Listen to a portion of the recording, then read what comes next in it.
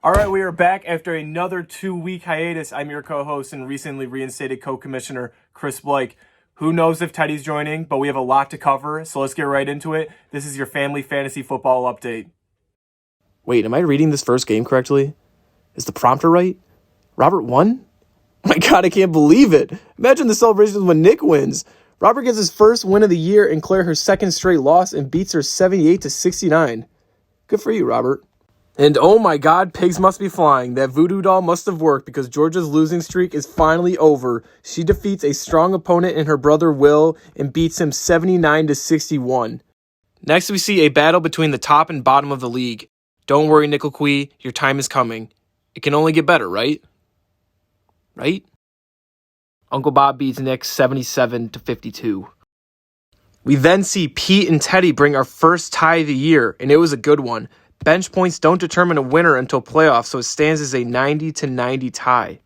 And in the last matchup of the week, we see Chris unable to make it 3 in a row against Matthew as he puts up a horrendous 58 points to Matthew's 95. Okay, I lied. I will be doing week 7 as well, and here's how things played out. We started off with Georgia beating her brother Robert 83-70 to make it an astounding 2 wins in a row. And it's followed by Will beating Nick 92-52. Poor Nickelby can't catch a break as he falls to 0-7, and the Apple-Bottom Jeans move to 5-2.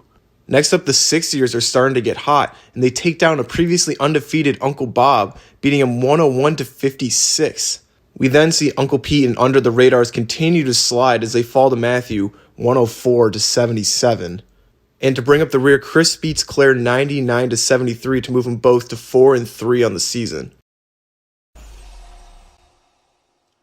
Breaking news, we have a trade in the league, which you don't see very often, between the Rocky Top Biscuits and the 6 years. We're gathering the details now, but here's what we know. The trade was accepted by the Rocky Top Biscuits on Wednesday, October 19th, but the players were not put on their new teams until after the Week 7 matchup.